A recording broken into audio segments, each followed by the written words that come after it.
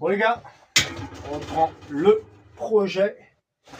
Vogue Chrono, on va l'appeler tout simplement comme ça, Vogue Chrono.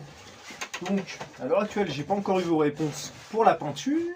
Et aujourd'hui, ça va être un petit... le truc chiant quoi. Ponçage, apprêtage, tout ça. Faut préparer les pièces. Je te montre un petit peu. Alors là-haut, nous avons une fourche. Celle d'origine de la Vogue était bloquée, donc celle-ci n'est pas bloquée. Voilà, je vais la démonter, descendre, démonter les carters. Pareil, il y aura ce garde-boue F1 sur la brelle. Ensuite, là-dedans, j'avais mis toutes les pièces dans un sac. Donc voilà, tout ça, il va falloir poncer, machin, apprêter. Chiant. Le garde-boue de Chrono. Voilà. Pareil, poncer. Bon, j'ai réfléchi finalement, je pense que je vais mettre un coup de mastic. Tu vois, il y a des trucs comme ça, ça avait commencé à être fait. C'est quand même dommage. Pour un mastic, ça coûte quoi, 10 balles. Tant pis, hein, ce sera impacté sur le prix de vente. C'est quand même dommage de ne pas essayer de bien faire les choses. Donc voilà, il y a un gros coup de mastic à mettre là-dessus. Hein. Oh putain, laisse tomber. Pour les jantes, je l'avais dit, voilà, ce sera ce type de jantes qui ont été repeintes avec soin par Sébastien Cure ou Hugo, je ne sais plus. Un père et fils avec des pneus tout neufs en 3/4. Question pot d'échappement, je vais mettre un pot d'échappement sport, je ne sais pas encore lequel. J'ai 2 pots winner, celui-ci non, je le garde, ce pot là. Donc il y a soit ce pot winner là, soit le pot biturbo, pareil, que j'avais chopé quand je l'ai vu sur le net. Je fais, oh putain, je le prends avant que ça disparaisse. Mais je pense pas que ça ira sur un Fox. Donc peut-être le pot biturbo. Dites-moi en commentaire ce que vous préféreriez, un winner ou un biturbo. Parlons pépette un petit peu. Là pour l'instant, on est le 16 mars, donc la première vidéo au sujet de la 103 Vogue n'est pas encore sortie. Elle sortira là vendredi, donc le 20 ou 21, je sais pas. J'ai fait les calculs, déjà le prix de départ de la meule, c'est clair, c'est 500 balles. L'achat de la meule, 200 balles. Les pneus, chambre à air et tout ça, il y en a au moins pour 70 balles. Les pièces, carter, tout ça, il y en a pour une centaine d'euros. Les consommables, donc y compris, voilà, il y aura le mastic, peinture et tout ça, 100 euros. Voilà, tout ça, 500 balles, je me dégage pas encore de bénéfices. Donc déjà, prix de départ, c'est ce prix-là. Peut-être certains seront outrés. Je te montre ce qu'on trouve actuellement sur le Bon Coin pour au-delà de 500 euros.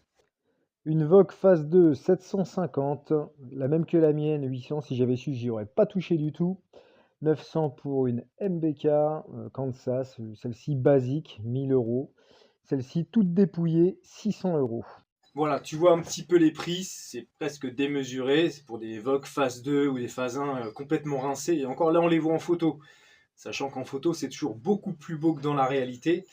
Donc pour l'instant, prix de départ 500 balles, on va voir s'il y a des frais qui s'ajouteront en plus derrière.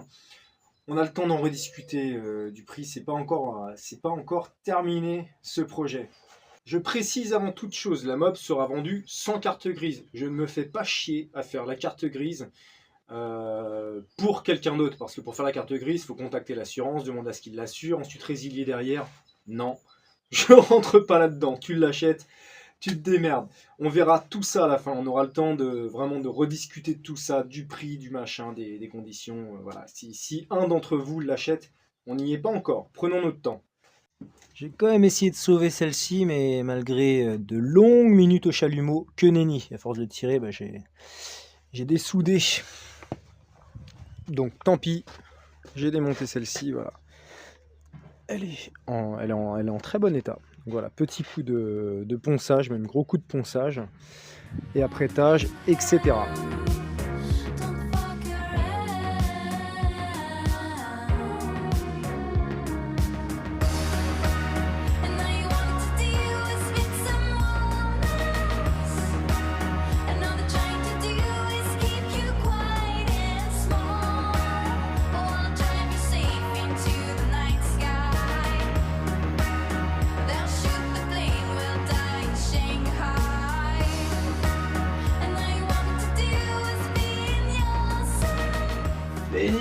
Pénible. Au fait, est-ce que tu es abonné à la chaîne? Je te dis ça, c'est Vincent Cassel qui l'a demandé. Hein. T'es pas abonné à la chaîne là? Wow, wow, wow, wow, wow, wow, t'es pas abonné à la chaîne là? Les mecs, il est pas abonné à la chaîne, il est pas abonné à la chaîne. T'es pas abonné à la chaîne? Et voilà, tout est apprêté. Maintenant, il reste plus qu'à peindre. Allez, c'est parti. On est dimanche, la première vidéo est sortie le vendredi. J'ai les résultats, j'arrête les votes maintenant, hein, je vais pas surveiller ça pendant des semaines. Donc une écrasante majorité pour le rouge, c'est ce que vous avez choisi. Ça bataillait entre le rouge, le jaune et l'orange. Moi, personnellement, la mob, j'aurais voulu la faire orange ou jaune.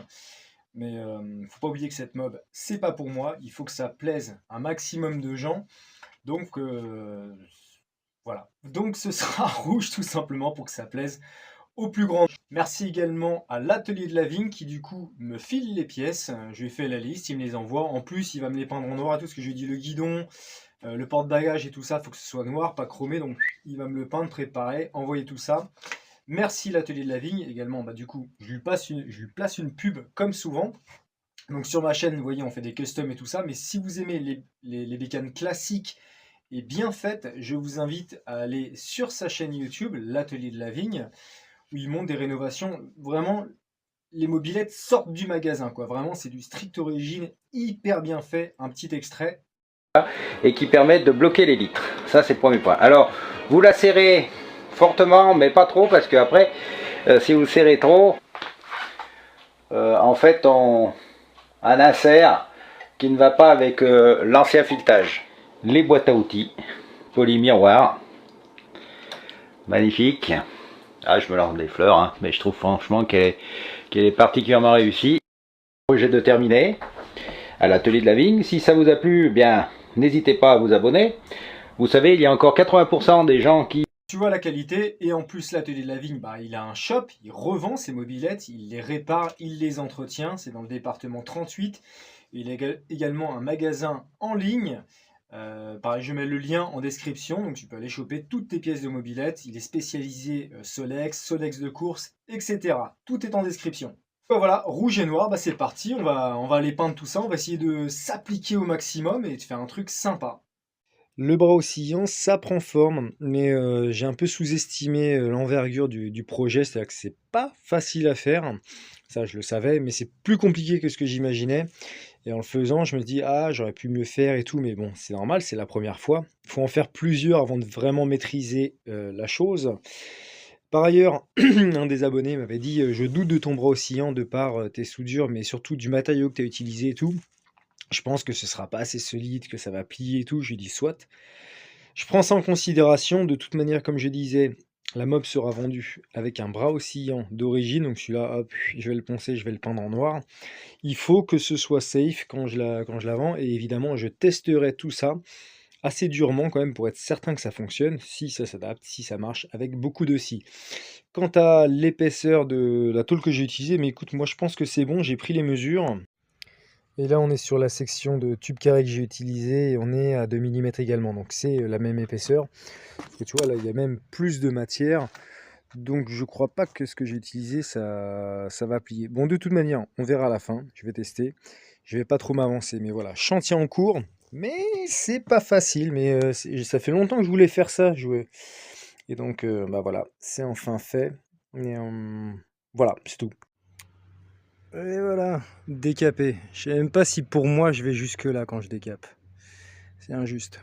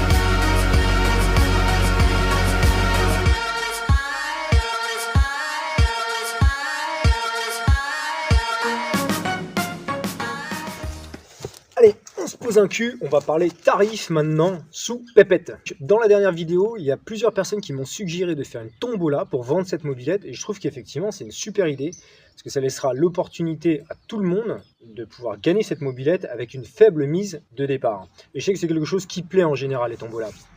J'y réfléchis, je me suis dit je vais peut-être partir sur 200 tickets à 5 € et dans le prix du ticket comprendra donc une chance pour gagner la mobilette ainsi que le transport de la mobilette. C'est-à-dire que je contacterai un transporteur, la mobilette vous sera livrée. Si la personne habite à l'autre bout de la France, je sais pas, Marseille, moi j'habite à Nantes, elle va jamais avoir la mobilette. Ou si je suis ailleurs en France, mais comment dire, je veux que la mobilette parte vite de chez moi parce que j'ai plus beaucoup de place dans le garage.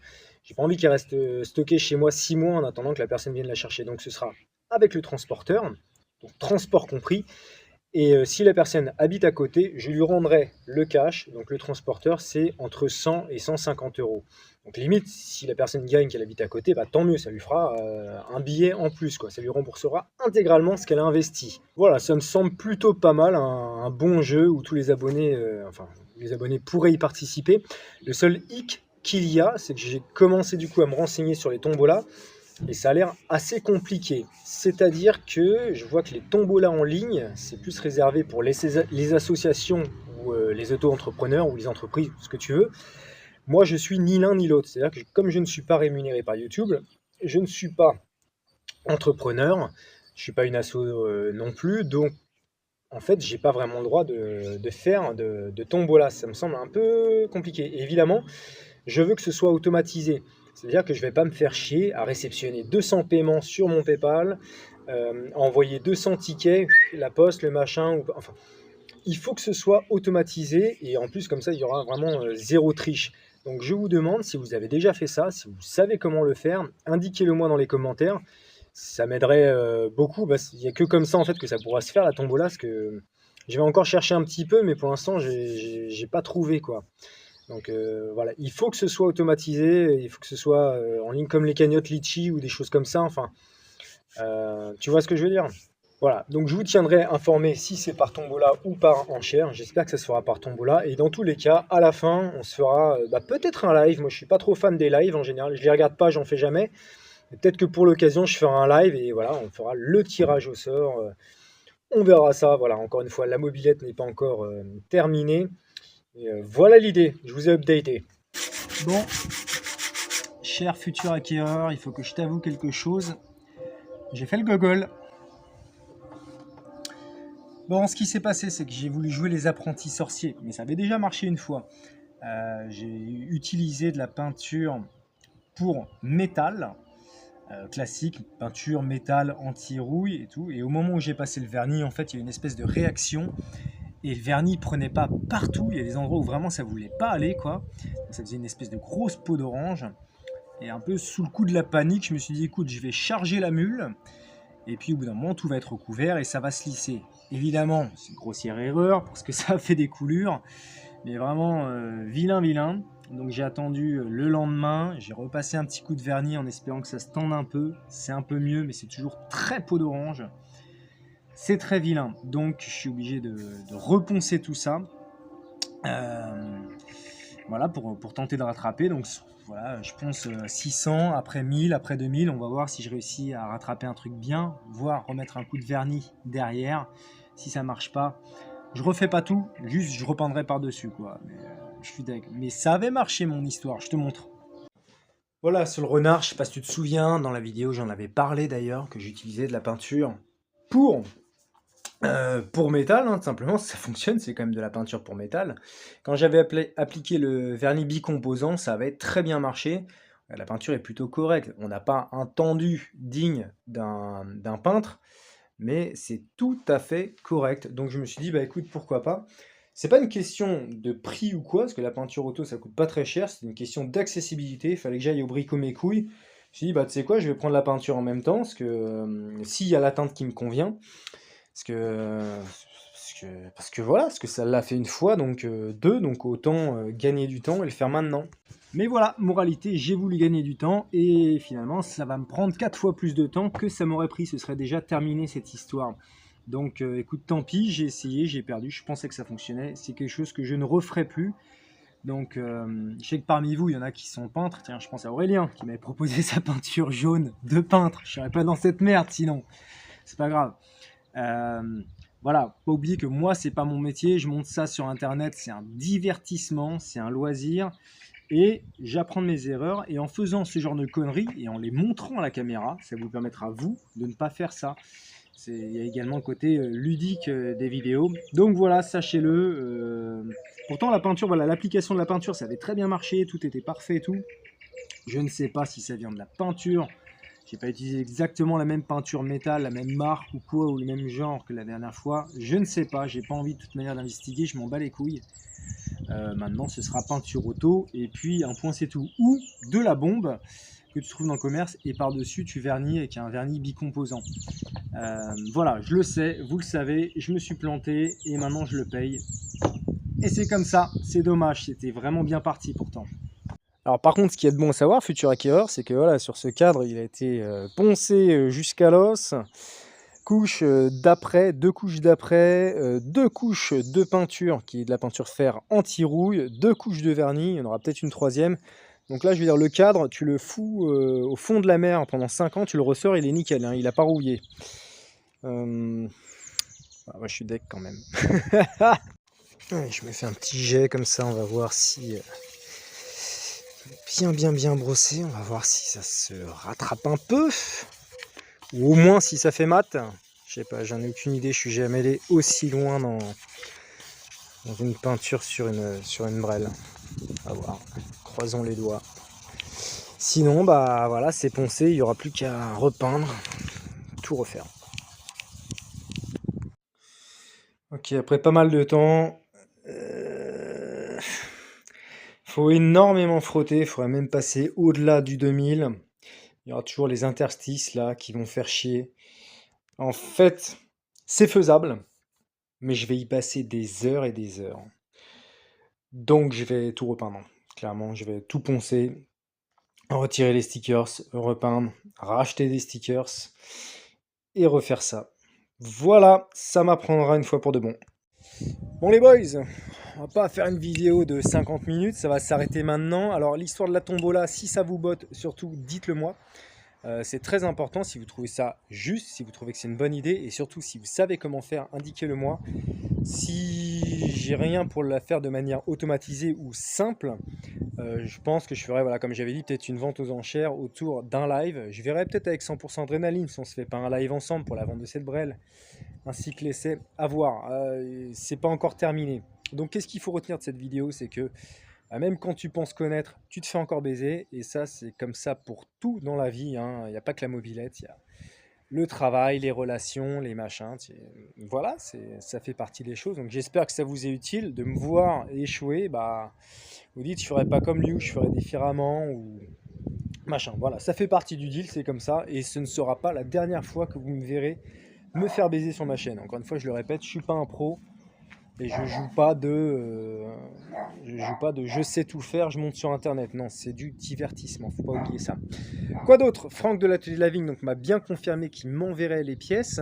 Elles doivent arriver cette semaine, donc je vous les montrerai, ça va être des très belles pièces. Une autre chose, donc n'hésitez pas à aller sur son site pour lui commander des pièces, sur son YouTube, c'est très intéressant. Mais surtout, en ce moment, il fait une enquête, le chien, relou. En ce moment, il fait une enquête pour savoir quelle pièce il pourrait refabriquer. Je mets le lien de l'enquête en description de cette vidéo. Franchement, fais pas ton feignant, prends 2 minutes pour y répondre. Tu vas en description, tu cliques sur le lien, ça te mènera à son site où tu pourras répondre à l'enquête.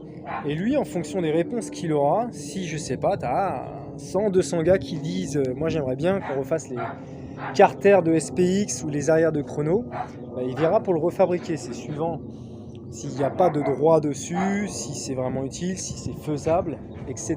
Et qu'est-ce qu'il a le chien? Faut que je vous montre une scène après avec le chien. Coupe pas tout de suite la vidéo. Bref, fais pas ton feignant, va sur le lien et comme ça aidera la communauté Mobber. C'est comme ça, c'est grâce à des gens comme ça que nous aurons toutes les pièces dont nous avons besoin pour nos rénovations. Putain, qu'est-ce que je parle? Allez, ciao les gars. Je suis tombé sur une vidéo de la boiserie où enfin c'était il y a longtemps, hein, où il dit que son chien, même s'il est super mignon, c'est vraiment l'idiot du village. Et cette race de chien, regarde, ça c'est sa crotte, je vais la ramasser. Qu'est-ce que t'as? Qu'est-ce que t'as? Qu'est-ce que t'as? Hein? Allez, va manger ta crotte. Et voilà. Et c'est comme ça pour tout, à chaque fois que je veux ramasser les crottes dans le jardin, je l'enferme dans la maison, sinon bah, il court après ses crottes. Tiens, regarde, il y en a une autre. C'est passionnant ce que je te raconte. Hein. Voilà. Et encore là, il est calme. Attrape. Et voilà. N'importe quoi.